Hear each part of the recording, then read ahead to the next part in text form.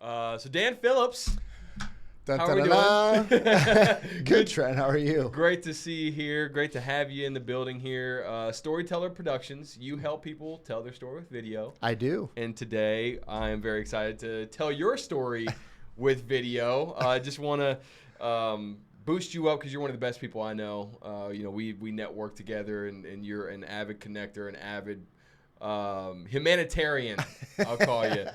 So just real quick. Checks in the mail, buddy. So just real quick, tell us a little bit more about yourself, where you come from, and how have you gotten here? So I'm from Michigan originally. That's good, man. I worked in the TV news business for over 20 years, and that's what brought me to Nashville back in 2005. And I lived and worked here. I worked at Fox 17 for over 10 years in sports. That's my background is TV news and specifically sports. Yeah, in Michigan. All over. Yeah.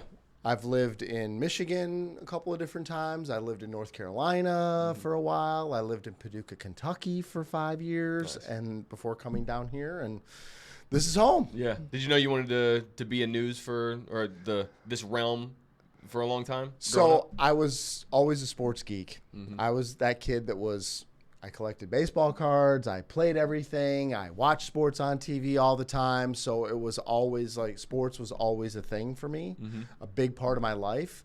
And I went to college originally for business and basically failed my calculus class.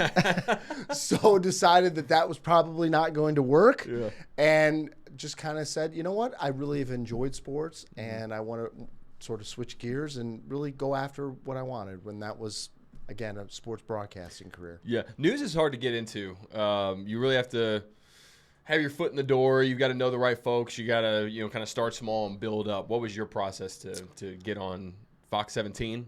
So I started out when I graduated from college. My first job was in Marquette, Michigan, which is in the Upper Peninsula, right across the street from Santa Claus, it felt like, because it is way up there, yes. I think it snowed in every month of the year there. Yeah, that's fun. Yeah, not really.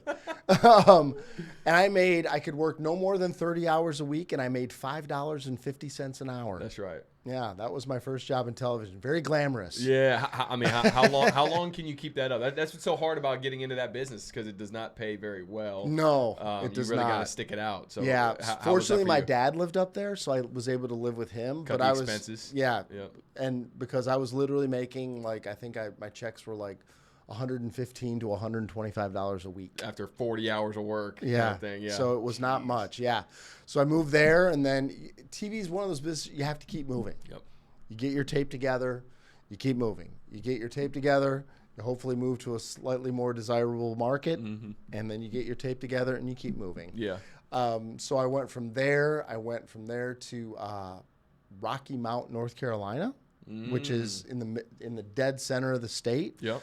Worked there, and then kind of did the same thing. Went back to Michigan with my fiance, then now wife, now ex-wife. Oh, there you go. A lot of moving. Yes, exactly. Yes. And then we moved back to Michigan and worked in Battle Creek, which is part of the Kalamazoo kind of market, which is in the west side of the state. And then got a job, moved from there to Paducah, Kentucky, and then from there to Nashville. So all of that, what is enforcing those moves? Is that just kind of at the mercy of if you want to level up within the industry, you just got to make the move? Or what was so intriguing to getting out, going from state to state, moving?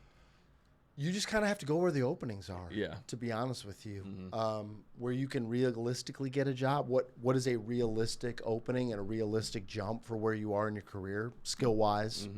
And that's kind of what it boiled down to. Yeah. In that industry, obviously people have agents and things which help, but at that time, a lot of the time it just boiled down to see opening, send tape, hope you get a phone call. Yeah. What was your tape? So was always what makes a good tape? It was always get people's attention, hold their attention, and get out. It's the same thing that I've learned throughout the business. Yeah. In the video projects. How long was your tape? I'm thinking like 7 to 8 minutes is probably. But I mean, if you can get somebody to look at it for more than 30 seconds, that's a win. You're ready to roll. Because most of the time it's pop in, look at you, okay, next. Pop in, look at you, okay, next. Yeah. Okay, this is going to be fun because there's so many questions reeling right now. Because I'm somebody who loves the industry. I found it late. I was a ball player in college, and when I started seeing my playing career, falling out of love with playing, falling in love with coaching, but also the broadcast side of it, I felt too late to, jump in because there's so many moving parts. Like you were saying, there's so many moving parts that you have to go through to really get going. And so right now I'm thinking of, especially in today's market where sports broadcasting is such a sought after career path, I feel like with social media, with cameras, lights, and action everywhere around you, there's so many young kids out there that already have these dreams solidified. So I'm just this is going to be awesome for them. So talking on your tape, 7-8 minutes, trying to get them intrigued, even for an athlete who needs a highlight tape to send to a college coach, how do you intrigue them? How do you keep them for 30 seconds? That's the big question, right? The longer that you can keep that tape in the machine, the better off you are. And it's just, it's grabbing people's attention. What are you doing that's different? Different, unique, special. That's what I tell people all the time. What is it? Yeah. Everybody's talking about whatever, the big time event. They're at the location. Now, part of it is important because they need to see you in that location, right? If you're getting a job in Nashville working for, in the NFL, they have to envision you being at an NFL venue, right? They have to envision you being at an NFL playoff game. They have to envision you being on these locations. But at the same time, what are you doing that's creative? One of the things that we were talked to and was really hammered home was creativity. What is creativity? Look outside the box. Think outside the box. What does that look like? What does that mean? The more that you can do that's like that'll help you stand out. That's a huge deal. Were there any things that you're proud of in your tape personally that you were like, okay, this is something that is like what kept some of those folks in your tape for 30 seconds? Well, what were you doing? I mean, you'd have to ask them, but we would do things like, especially as I got further along in my career, I was very fortunate to work with somebody who was very creative. We did a thing where we did a bit on paper football. So we would do back and forth, and we had the music. Yeah, exactly. Like the back and forth with the music underneath the dun dun dun. And you're play-by-playing it? That's funny. Yeah, I like that a lot. Where we'd talk smack and you'd have all that stuff. We did another thing where we did a bit about the spelling bee. Where we would mock that and make fun of that, like it's just, you can't take yourself too seriously. That's right. But at the same time, there's a fine line because you still want to have credibility. Right. One of the biggest things specifically in sports that is so important is your audience knows what you're talking to them about, for the most part. So if you hear somebody say somebody's name wrong, for example, you've instantly lost credibility. There you go. Because your audience knows who those players are. That's right. Right? They know the teams. They know the circumstances. They know everything.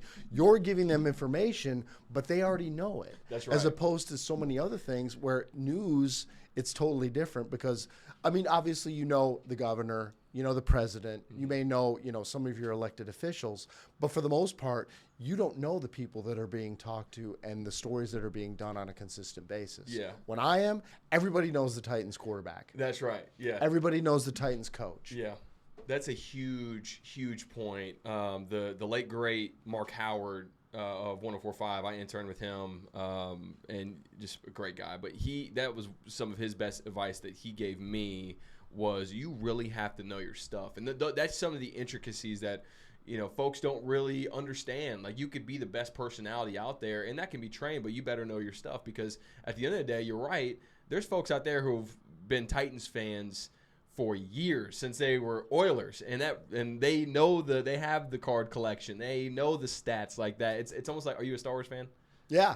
So the new show, The Acolyte, where I guess one of the actors was like, and when Anakin blew up the Death Star, and all the diehard Star Wars fans were like, okay, so this guy doesn't even know about Star Wars because and he immediately lost credibility, and now he's doing a little poorly as far as the fan ratings go.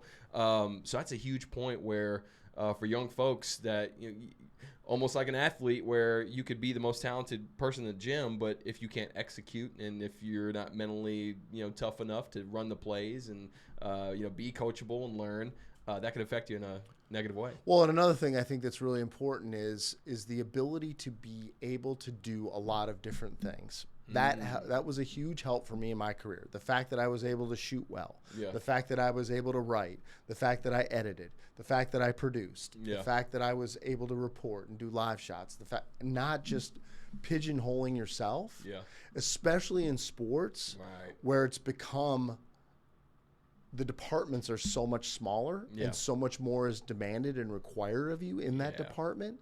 Your ability to do multiple things and be multifaceted is hugely, hugely important. And I would say if you're just a football fan, you better also be able to report golf as well, right? Like you've got to and NASCAR do it all. And basketball and baseball and your local sports obviously are huge, because that was another thing that we were talking about too. People want to talk about national sports, right? And they're fans of whomever, right? But in local television, local wins. You have to be well conversed and be able to present and talk about your local teams, because your boss in particular, people can get all that information from ESPN. People can get all that information from the national networks. What they can't get is high school. They can't get the hyper local sports. That's where you need to really make a difference. Nice. So you have so much experience within this realm of what makes a professionally done, film or radio show, broadcast, etc. How have you implemented that experience into your own business? So what I've done is one of the things that got me out of the television industry was the fact that it got away from that storytelling component. There were several reasons why. One of the biggest was due to time. We simply didn't have the time in sports, specifically in that portion of the show, to tell the stories. And that was always the part of it that I really enjoyed. Not just here's the score, but why this happened, why the Titans won or lost, why Vanderbilt won or lost, why Tennessee won or lost. Those are the things, those are the reasons, and the people behind those. And one of the things that I really realized was it got to a point where I would root for players or individuals or the guys or women as opposed to the teams. Because you get to know them on some level. And you get to see who they are and what they stand for and what they're all about. And that was what really attracted me to it, and telling those stories. And where the TV component came in and where it's helped me now in what I do is the fact that I am able to tell a compelling story in a very concise amount of time. As you've heard me say, most of the video projects I do are less than 2 minutes. So it's get in and get out. You like breaking the barrier of professional business owner, celebrity, athlete, and getting to human being is what I'm hearing. Getting to, hey, I'm just like you. I'm just living in another shoes. Right? Everyone has a story. And everyone has a story that's unique and different and special, but at the same time resonates with other people. We all have something that attaches us to each other. Something. It may be a military background. It may be something that we went through with a single parent. I was born in Michigan. Exactly. Right. You know what I mean? So instantly we have that connection, right? There's something that, and we all have that in some form or fashion. They're trying to do that with the Olympics right now, where because they decided in years past where there wasn't, you couldn't really get a spoiler alert because of social media, and we would watch all the events that happened during the day at night, and that would be live for us, but now they're doing it live during the day, and at nighttime they're kind of replaying those back, but also going into, all right, who is this athlete from France? Who is this athlete, and what is their upbringing? What is their family history, and so on and so forth, to really get people attached to that. I think they're doing a pretty good job of that this year, so you make a very great point. So why is it important for a business owner? Because right now you can dabble into sports, I'm sure, if you can keep that. But right now, you're more into the small business and other industries outside of sports, to my understanding. Why is it important for the business owner to take those things? It has become such an important thing to be able to tell your story. It's almost become a buzzword, which is kind of annoying, to be honest with you. In marketing, is that whole I'm a storyteller component. But it has never become more important to build trust, to build credibility, and to build a connection with your potential clients or customers. They want and need to know who you are Yeah. and what you stand for and what you're all about. It is such a huge thing. People want to see your face, hear your voice, feel your heart, your drive, your passion, your motivation, why you do what you do and why it matters. And video is such a powerful thing in that regard. You know, the written word, I could say the same thing. I could write it down and say the same thing on camera, and it would have a totally different meaning. The context is different. It's all different. And because you can see what they're meaning and what it means to them and why it matters. Yeah, I feel like, and we've had several conversations off camera about this, but what is your, I guess, challenge in these conversations with business owners who, especially the small business owner, who are very tight on their margins? You know, maybe their cash flow is tight, because this is also very important, I would say, to trades, and being in the trades world, you know, for a stint.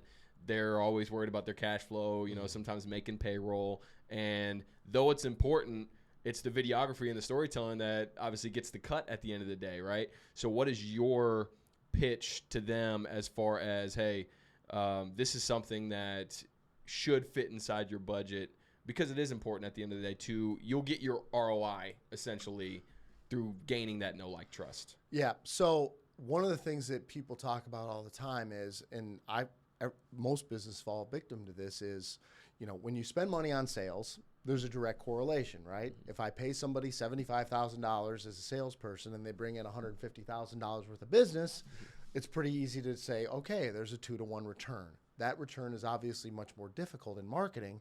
So when we face tougher economic times like we're in right now with inflation and everything, a lot of times marketing becomes the last thing to be in the budget and the first thing to come out of the budget. That's right. And what people don't understand is most of the time you need your marketing to work the hardest for you when you have the least amount of money to spend on it. Yeah, that's the tough realization, right? Right?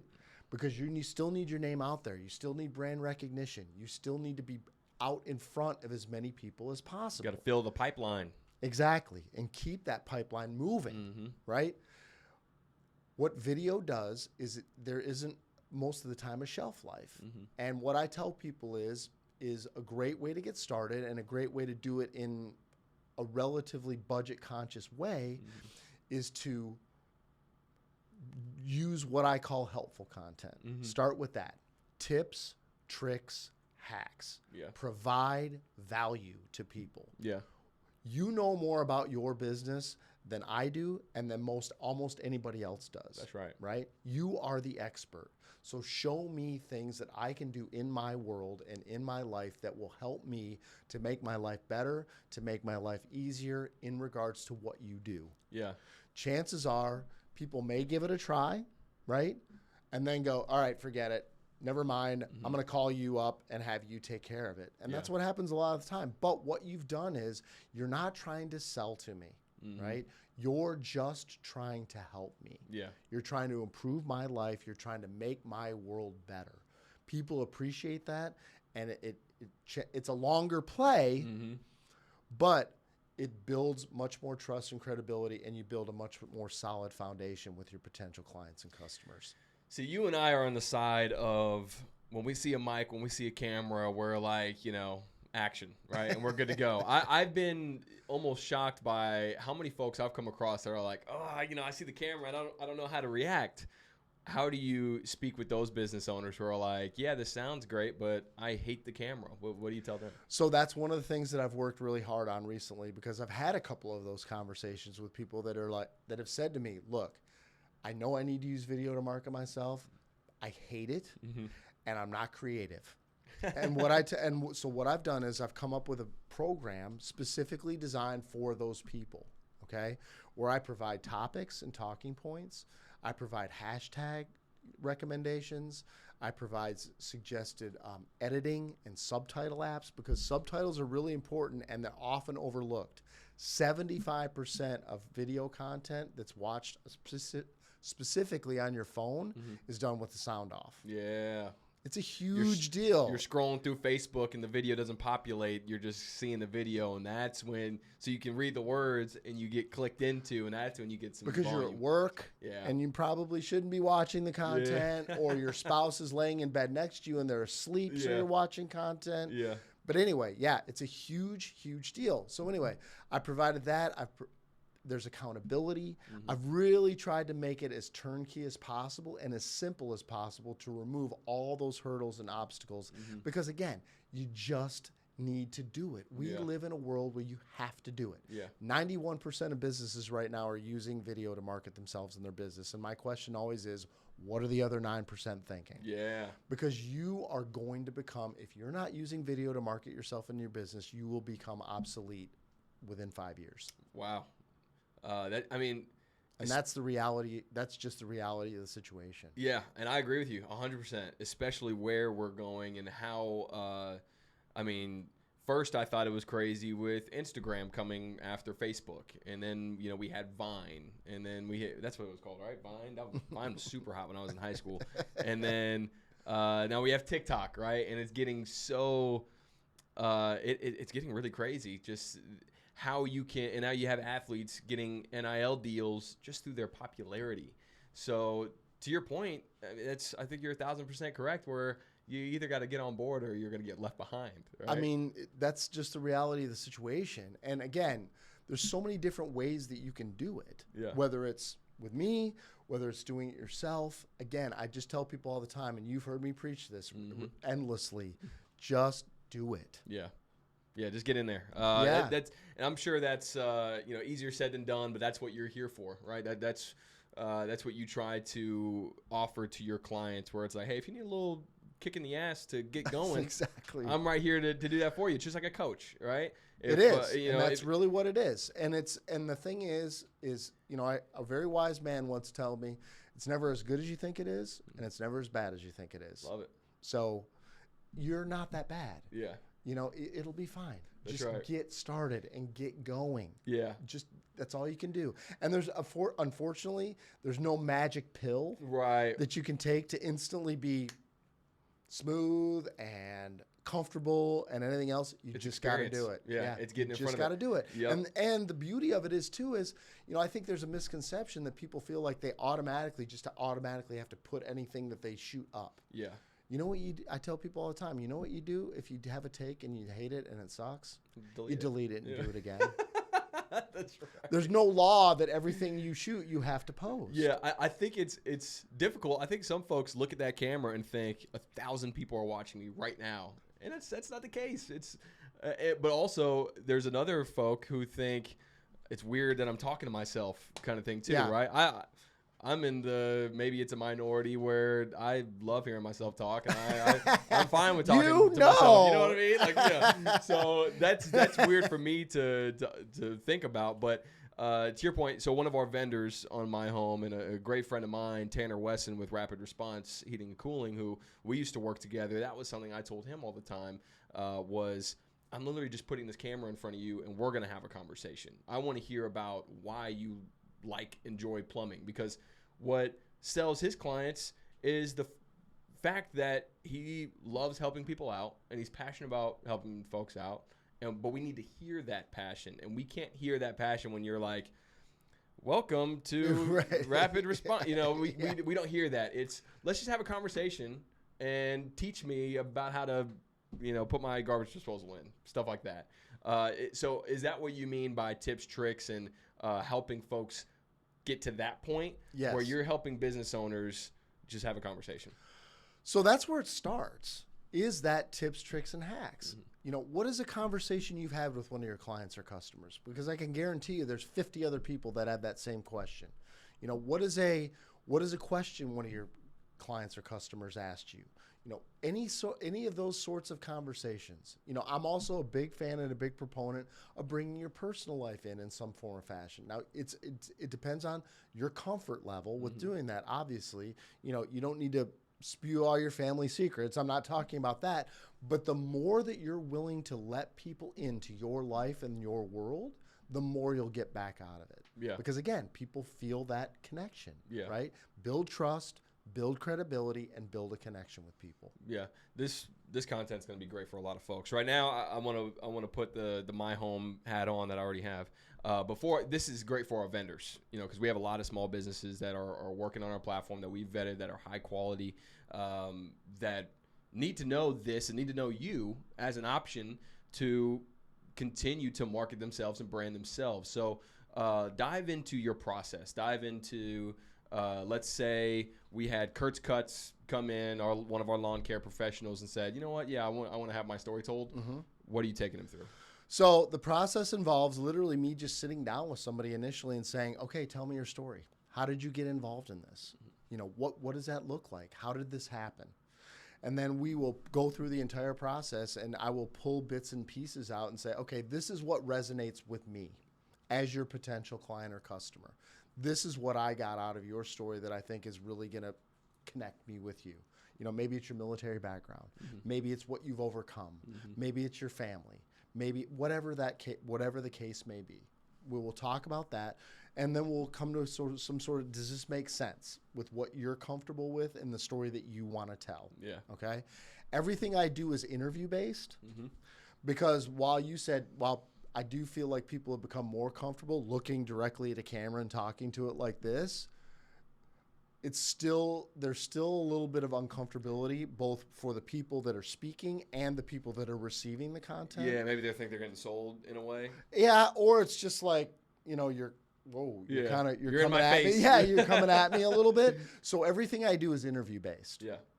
Where does it? So you start with that. How long does this take? Where does the process end? It sounds like you're wanting to form a relationship with the business owners that you have as clients that isn't just, all right, let's just film me for a week and then good luck. No. It really is a partnership. And I really do. It's important to me that the people that I partner with understand that I have a vested interest in seeing it work. You're not just getting an invoice. You're getting to know me, mm-hmm. as well. That conversation is a two-way street. It's not just an interview where I'm saying, okay, tell me this, and I'm scribbling down notes. Mm-hmm. Like the process that I have when I engage with a potential client is we get to know each other. Yeah. So I'm able to answer those questions because I want them to be comfortable with me. Yeah.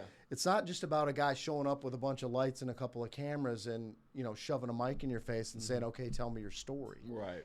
There's a real need for that comfort. Mm-hmm. I want you to be comfortable telling your story. Yeah. The more that you're willing to reveal, like I said before, the more you'll get back. Yeah.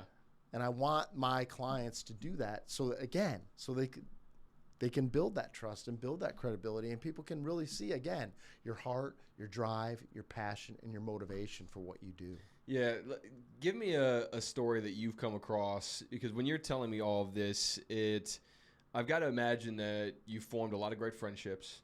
You've heard a lot of fantastic stories. Have there been some instances where you almost become a therapist in a way where you're sitting behind this camera, but you're surprised by how deep this business owner is going and like kind of digging something up that they didn't know that they had in them or didn't know that they would release out in front of the camera? Have you experienced any of that? Yeah. So you see people all the time. I mean, to be honest with you, a vast majority of the people that I work with didn't necessarily grow up wanting to do what they're doing, what their career is, or what the path that they're on right now. Mm-hmm. So that's something that's really interesting, and how they got to that point and what that looked like. Mm-hmm. Whether they wanted to be a teacher, mm-hmm. and somebody said, "Well, have you tried this?" And then they tried it, and this this other career, this other path opened up to them. Yeah. Whether it's I've talked to people that they're the first ones in their family to go to college. Yeah, I love that. You know what I mean? Those kinds of things. And they grew up dirt poor. Mm-hmm. They struggled to eat. Yeah. And now that's driven them, and that's motivated them to make sure that they're not going to have their families in that situation, that their lives aren't going to go down that same path. Mm-hmm. It's very motivating and very inspiring to see that. And you see these people, these are the people that you want to work with, right? Mm-hmm. These are the people that you want to have in your lives because they have that passion. Mm-hmm. They have that drive to get better, to do better, to be better. Yeah. And that's something we all have. Yeah, I love that. Have you had anybody get emotional or cry in front of the camera or Yeah, anything like that? yes, there gets to be times like that. Yes, there's definitely times like that. And that's not really necessarily the goal. Right. But when somebody has made a difference in your life or somebody has helped you, it's happened in testimonials. It's happened before, Yeah. where you are making a difference in somebody's life. And that's a very, very powerful thing. Yeah. And that's, again, the basis of your business model and what you're trying to accomplish for these business owners. Hey, I literally just want other people to know who you are, not the business title. That's the cherry on top. We want to know who the business owner is running that organization, because that's where the pipeline can grow. Because again, especially nowadays, I feel like after COVID, where it's a little more separated, we're coming together a little bit more, but it's a little more separated and folks have their guards up a little bit more, and they're only going to go for that vendor who, is vetted in high quality, but also they know exactly who's walking in their door, or at least the person who's, running the organization, sending folks in. So that's awesome. Yeah. And I tell people, so, the majority of the types of video projects I do bio videos, I do branding videos, and I do testimonials. And what I tell people is your branding videos, here's who we are. This is who we are as a company. This is our mission. This is what we stand for. This is what we're all about. Your bio videos, this is who I am. Mm-hmm. This is my story specifically. Mm-hmm. And then obviously, conversely, the testimonials, that's pretty self-explanatory. But again, you see so many testimonials from people, it's a couple of sentences, and it is impactful, but it just doesn't have nearly the same impact of seeing somebody look in their face and say, that person helped me when I needed it. Yeah. Do you also made a difference? Do you also get footage of? And my mind is on home services. My mind is on vendors right now. You do a lot more than just home service vendors. But do you get folks in action as well? Do you absolutely. make sure to clip them up doing what they do? I really try and get people with clients, so there is that interaction. I think that's really important. It's not just a one-stop shop most of the time. I really try and encourage people to have other people. It makes for a more compelling story than somebody just sitting in an office and working on a computer or taking pictures, that they've had from jobs that they've done or clients that they've worked with in the past. I think it's really important to get that interaction. And I also think from a that vendor perspective, I think it's important because it gets you back in front of that person. Yeah. And so if nothing else, it's, hey, Trent, how you doing, man? It's Touch good points. to see you. I haven't seen you in 6 months. How you been, man? It's great to see you. What's going on? Love it. And we don't necessarily, and when we're shooting the video, we're not, what they're saying doesn't matter. It's just the video of them together. So they can be talking about kids. They can be talking about baseball. They can be talking about a trip they're taking. They can be talking about anything. It doesn't matter. Yeah. It's just getting that interaction, which is so important for the video, but also, again, to get you back in front of that person that you may not have seen for a while. Yeah. Let's circle back to our conversation about, kind of now targeting, per se, the young kid who would love to have their foot in this realm that you're in, all right? And when you're throughout this conversation, I've kind of had an image of somebody who may want to be here, but is still a little scared to make that leap. Maybe they don't know if they have it in them to do what you do or to be in this realm. Because at the end of the day, if I were to ask you how old do you have to be to do this, I feel like you could start really anytime that you're ready, right? A 12-year-old with a camera and a mic that just has a little bit of personality could be doing this right now, right? But what do they need? What are some of the skill sets? What are some of the passions or beliefs that they need to, I guess, make a living doing this or have fun doing it? Well, so when I was working in the TV news business, one of the things I talked about all the time was you have to really want to do it because it's that hard. Yeah. And you're going to have to sacrifice a ton. I cannot tell you how many, I tell people all the time, there was a stretch in time where I had 2 Thanksgiving days off in 15 years. That doesn't include Wednesday or Friday or Saturday or Sunday. That's Thursday. Yeah. I can't tell you how many weddings I couldn't go to because of that career. How many bachelor parties, how many weekends with friends, all that kind of stuff. It's a huge sacrifice in that specific industry. Now, things have obviously evolved hugely because, again, there are 12-year-olds who are on YouTube who have hundreds of thousands of followers and are making millions of dollars a year because they're doing this. Yeah. Right? So, again, you can do it. Yeah. And what it boils down to is doing it. Yeah. You know, again, there's no magic pill. I wish there was, because I wouldn't be sitting here with you. I'd be a millionaire. I can promise you that. I'd be sitting on a beach someplace. Right. But there just isn't. But so it just boils down to, and again, you're not going to be great when you first get started. Yeah. But you will get better. You know, you will be more comfortable, and it will go from there. Is there any worry for you that this industry will get so commercial to the point where now society, it's hard to distinguish authenticity and being genuine for the folks who are, you know, clickbait, quote unquote? Has there been any worry for you that what we're seeing will kind of become a Hunger Games show, you know, what they did on the movie The Hunger Games, as far as, you know, the hello everybody, and you know, and everyone's just eating it up, and that's what they love. Is that where we're going, or do you still have hope for, I guess, authenticity? So I think with the advent of AI and how that's coming into our world, that we're already seeing a huge influx of that, right? The created content, the artificially created content. And I think you know, right now when you see the AI generated avatars and things like that, it's still kind of creepy. Yeah. Right now, to be honest with you, at least that's how I feel about it. I do think it's obviously getting better and better, and I think there will become a time where it will be almost indistinguishable. Mm-hmm.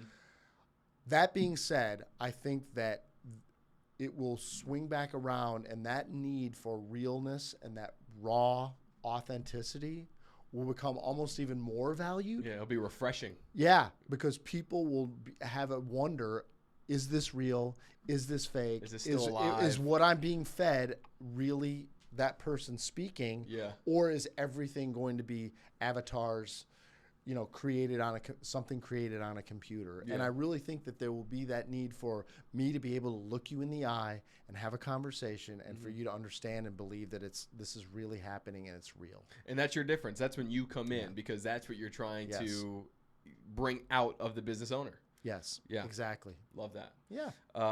What about radio? Do you think radio is going to die? I don't. I think there's always going to be a place for it. I think there will be. I think it will continue to evolve. Mm-hmm. But I do think there's always going to be a place for it. It's still profitable at this point. Mm-hmm. I don't know. I hope so. Yeah. I mean, I do think, because or you hope it stays around. Yeah. Yeah. I do think it's valuable. Mm-hmm.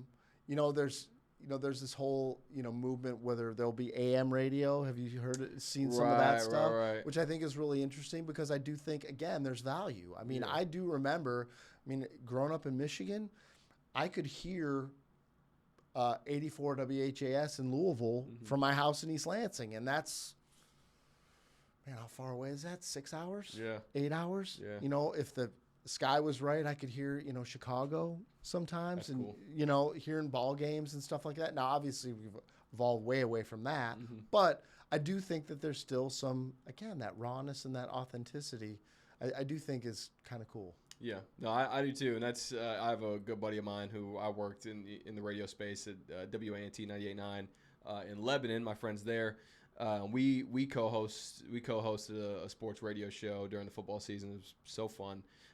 Still out there, the scoreboard show, shameless plug. And we had that conversation all the time, where we think there is still a place for radio that won't die, just because of there's really nothing better than live TV, live shows, live radio. And even though podcasts and Facebook Live can still be a thing, and that can be replicated through our social media platforms, there's still something about the dialing the tone, and we know what's coming across is what's happening right now. Yeah. I Which agree, which and is I really think cool. I think people appreciate that, especially old farts like me. So as we wrap up here, what's some guidance that you can give that young kid right now who and we've talked a little bit about it already, but what do they need to be doing right now to get ready for a career, whether it's in radio, broadcast, news stations, etc.? Experience. There's no substitute for experience. You just got to do it. You got to get your hands on the equipment. You got to get your hands on the gear. You've got to get yourself out there, and you've got to do it. There are schools and universities that obviously are, but I tell people all the time, that piece of paper, unless you're going to Syracuse or you're going to Northwestern or you're going to Missouri, doesn't mean a whole lot. Yeah. It doesn't really move the needle for a lot of people. Mm-hmm. What it boils down to is Yeah. your ability to present yourself. And again, your ability to check a lot of boxes. How much can you do? How versatile are you? Because you're going to have to shoot video at some point in time. Yeah. Like you're going to have to shoot your own. We call them one-man bands. Yeah. That's a real thing, and that's not going away anytime soon. Yep. So your ability to be able to step in and do as many things as you possibly can, as soon as you can possibly do it, is going to be huge. And that probably comes in forms of some things on your own, some DIY things, some Facebook things, content creation, whatever. But also, I'm sure some internships that Absolutely they've got to be ready not to be Yep. paid. Yeah. How do they get those internships though? What do they need to be doing? Do they need to be going door to door in stations, sending letters, emails? So it's a little bit trickier with TV stations because what they tell you is that you have to be their payment is in the form of school credit. Yeah. So a lot of it has to be done through the university. So it's an internship through the university where you get credits. Right. So that's your payment. But I would tell people when you get as many internships as you possibly can and spend as much time as you possibly can. That needs to be, if you can make that a 40-hour-a-week job, make that a 40-hour-a-week job, even if you don't have to be there that long. Right. The more that you can learn and get your hands on everything and see how everything really runs and really works, that's going to be more beneficial. And the same thing, it's a little bit different in the video production, on the production side, Right. where you can go to different firms and different companies and say, look, I'm looking for an internship. Yeah. Look, I'm looking to, what can I do to get my foot in the door? Yeah. They're always looking for those people. Yeah. That is a very valuable thing to I don't have. think there's any shortcut to that. Maybe short of grabbing 1 million views, going viral on something, but even then you've got to capitalize and show your talent. I don't think there's really any shortcut other than you really have to start at the ground floor to build up. If your dream is to be an on-air talent like a Mike Tirico or Ernie Johnson, you've got to start at the ground level and know and engross yourself in the world and know every single so if you're that on-air talent, you can look in the back, have everyone's name and know exactly what they're doing. It sounds like that's what you're saying. Yeah. I mean, it really, for that specific industry, your ability to be comfortable in those different environments when everything's sort of when the bullets are flying, not literally, but when it's flying around you, because you're going to have instances where people are going to be yelling at you. People are going to be walking behind you. People are going to be screaming. You're going to be in an event where it's loud. There's not going to be a studio environment like this where you're going to be. So your ability to adapt to those different environments and still be Dan or Trent is going to make a big difference. This is great. To wrap up, what would you say to now the business owner? And again, we've talked about it already, but what would you say to the business owner right now who is like, I want to do it, but not really sure. Maybe I don't have the budget for it. What are you telling them right now why they need to be telling their story? You'll be obsolete as a business if you don't. It's that important. It's become such a vital part of our society, and it's not going away. Mm-hmm. If you don't use video to market yourself and your business, you will become obsolete. People have an expectation that you will be telling your story and that you will be putting yourself out there. If you're not doing it, your competitor is. You can bet on it. Yeah. And you're falling behind. And the further you fall behind, again, you'll become obsolete. And again, you can do it yourself. You can hire somebody like me to help you with that. But it's just such an important thing to do it. And you've heard me preach this, and I will continue to preach it as much as I possibly can. You just have to use video to market yourself in the business. It's the world we live in. Yep. And I'll rephrase this for you because I know you wouldn't do it because you're too kind. But if you don't use Dan Phillips, then you'll become obsolete. You know, that's that would be better. That would be fantastic. I would appreciate that. I appreciate you saying that. But yeah, it's just such an important thing. Yeah. I cannot emphasize that enough. Yeah. Well, this has been fantastic. I really appreciate you. I appreciate your time. Again, you know, we network together often, and you always come with an energy that brings people in, and you just showcase who you are as soon as you walk in the door. So I really appreciate that about you. Thank you. Thank you so much. I appreciate you. Always a pleasure. Always.